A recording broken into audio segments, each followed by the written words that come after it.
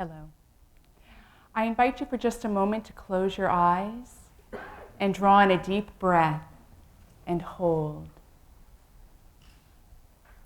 And exhale. And open your eyes. Silence. The matrix of pure creativity. The birthing place of all possibility. The unformed, unstructured chaos from which yes generates. I say silence shouts yes. And I know silence.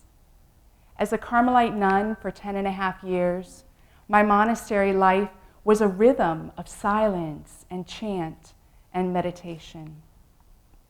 And I wish to share with you one creative moment from that time where silence shouted yes. About 5 years into my monastic life on the prairie land in North Dakota, I was asked to join a small new community in the heart of a busy Texas town. And I said yes. And that's where the story began. One Texas evening, traversing out back for my time of meditation, a sea of wildflowers greeted me. They swayed like the ocean as I moved among them, dusting my garments in bright yellow. And I looked out onto the expanse of the land, and my heart shed its distractions. Silence. It arose within me like a burning, wordless request. And out of nowhere, the answer came, build the permanent monastery. I said, yes. And 3.5 years later, our 17,000 square foot mission-style monastery spread over the open rural land. This project showed me a yes from silence to creation. That's me, surveying a potential building site. So inspiration arises spontaneously, and we co-create when our recognition leads us to a yes. Like a rushing geyser, it arises effortlessly and continuously within.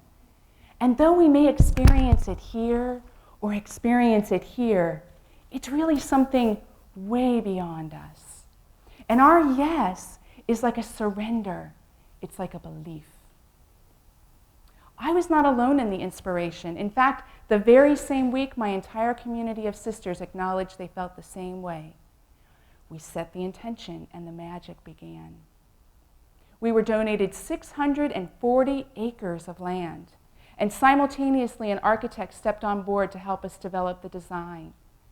The bishop helped us send out appeals to tens of thousands of people. My MP3 engineer committed his time for pennies of his normal rate. And even the land we chose, that's very close to this site, its solitary well reached down to the main aquifer in the region, ensuring that my community would never suffer during a time of drought. Saying yes sets into motion all the organizing factors. We pick up our shovels and we break new ground, just like I'm doing there at the groundbreaking with our contributors and our friends.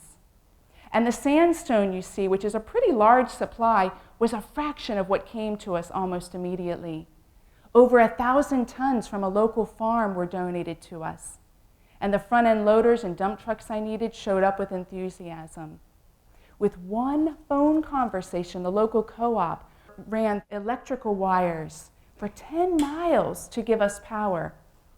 The leader and I were really surprised that every time I spoke of the project, people brimmed to jump on board. And the general contractor we sought to hire said that I should take the role. That was a huge yes for me, but it saved us tens of thousands of dollars. Saying yes means we have to stay in our yes every single moment. And when we do, it takes us to unfamiliar realms where we can be surprised over and over again. This is about midway through the project. I was surprised to find myself reading over 70 pages of working blueprints with ease, placing huge supply orders and contracting special artisans months in advance while managing daily crews numbering up to 15 each day. But the surprises aren't just from within, they come from without as well. Companies sought us out. I remember one evening being surprised when the owner of the large roofing company in the area came to me. He had looked at the prints and he said to me, "Sister Annunziata," that was my religious name, he said, "You need a copper roof for that monastery." Well, we had no money. We were doing this by donations. And I said, "If you can get a copper roof, I'll let you put it on." And he did. Copper standing seam, like a helmet, no hidden fasteners even. Another woman approached us because every year she donates a stained glass window to someone, so she wanted to give us a small 12 by 12. She didn't know we were building. I confided into our project, and I went out on a limb. I said, "You know what we'd really love is a 5-foot oval window for the sanctuary that replicates the Holy Spirit window in Europe." She started crying. That was the very window that influenced her to change her careers to do stained glass for a living. And she knew one day she'd be asked to do it. Amazing that she could do it and donate it to us. From within and without, everything showed up: scaffolding and sky tracks, toilets and handles and fans and drywallers and insulators. Everyone gave what they had. And it may seem that when we enter into a project like this, when we enter into the unfamiliar realms of our own yes, that it will be fraught with challenge. But I tell you, there is only one challenge: doubt. A great picture showing a moment of doubt. One of our larger concrete pours, and I had poured over the plans and gone through the measurements, and as far as I could see, we were off by 3 inches. But I doubted myself. I said, there is no way all these men I'm working with do not see this mistake, and I see it. Finally, by the end of the day, it was eating at me, and so I said something to Michael, my right-hand person. And you know what he said to me? He said, "You have to tell us these things." Doubt is a veil that cuts us off from our flow. But just as doubt is a marker that we have moved away from our yes, there are markers that tell us that we are in our yes. 2 of them are joy and satisfaction. I think it's shown well in this picture. There is a beauty and a warmth. The mahogany doors handmade, the iron hardware handmade, the 3-tiered iron chandeliers, the red oak mortise and tenon trusses, the sandstone on the floor and all the walls. Everything is satisfying. And even if your yes is not material like this, the senses are still infused with a joy and a satisfaction. 2 more markers that were in our flow: ease and synchronicity. The inner yes of every person involved brought about this degree of synchronicity to do this workmanship in about 3 years. Every step has a story. I remember when we cast the merlons. Those are the stone points coming out of the chapel roof on the lower right-hand picture. So they weighed over 1 ton each. We designed how we were going to cast them. We used the sidewalks. And then we had to figure out how are we going to situate them into the copper roof and straddle the trusses on the inside and anchor into the concrete walls. 5 crew leaders and I, with so much enthusiasm for hours, grappled with how we were going to do this. I had a crane donated for 1 day.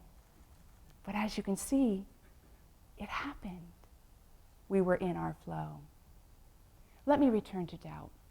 Because doubt doesn't only happen from within. Doubt also happens on the outside of us. There was a small group of local people who were watching the evolving project. And they looked at me, and they looked at the project. They said, how could this be? How could someone like this be doing something like this? Scrutiny followed. And scrutiny, while it's very uncomfortable to endure for any of us, served a great purpose. It showed that the doubt was unfounded, And it also shined a greater light on the generosity of every person involved.